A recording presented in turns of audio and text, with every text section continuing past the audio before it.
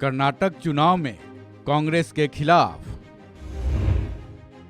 BJP ने किया विज्ञापन। ईसीआई ने बीजेपी को थमाया नोटिस। कर्नाटक चुनाव के लिए अब एक ही दिन बाकी रह गए हैं। 10 मई को कर्नाटक विधानसभा चुनाव के लिए वोट डाले जाएंगे। कर्नाटक के चुनाव प्रचारों में बीजेपी और कांग्रेस की टक्कर साफ नजर आ रही है। वहीं जेडीएस, जो कर्नाटक की सबसे बड़ी क्षेत्रीय पार्टी है, वो भी तीसरे पायदान पर खड़ी दिख रही है। चुनाव प्रचार के दौरान बीजेपी और कांग्रेस एक दूसरे पर जमकर हमला भी कर रहे हैं।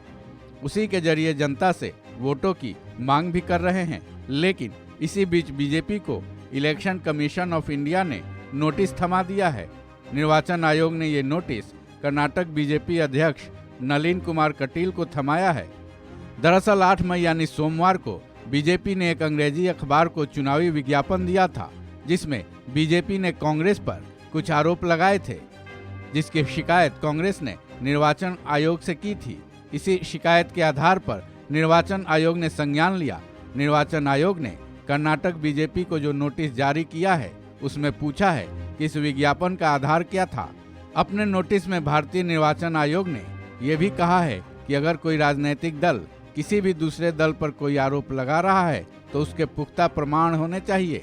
केंद्रीय चुनाव आयोग ने यह भी कहा है कि बेवजह किसी पर भी आरोप नहीं लगाए जा सकते हैं।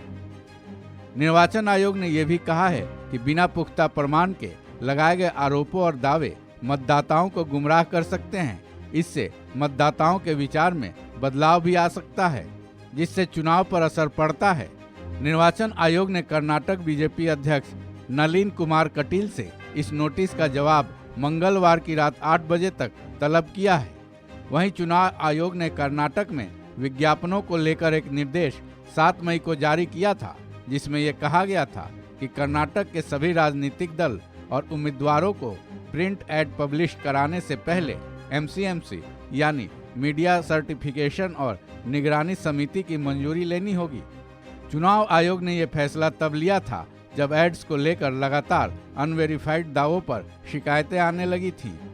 बता दें, कांग्रेस नेता रणदीप सुरजेवाला ने इस मामले में चुनाव आयोग से शिकायत की थी, जिसमें कांग्रेस की तरफ से यह बताया गया था कि बीजेपी की तरफ से उन पर लगाए गए आरोप पूरी तरह से बिना आधार के हैं। जिसके बाद निर्वाचन आयोग ने कर्नाटक बीजेपी अध्यक्ष नलिन कुमार को नोटिस दिया था। अब वो इस नोटिस का जवाब कैसे और क्या देते हैं और चुनाव आयोग इस बारे में आगे क्या कार्रवाई करता है, इसके बारे में मंगलवार को मालूम चलेगा। इस खबर में बस इतना ही। बाकी अपडेट्स के लिए जुड़े रहिए वन इंडिया हिंदी के साथ।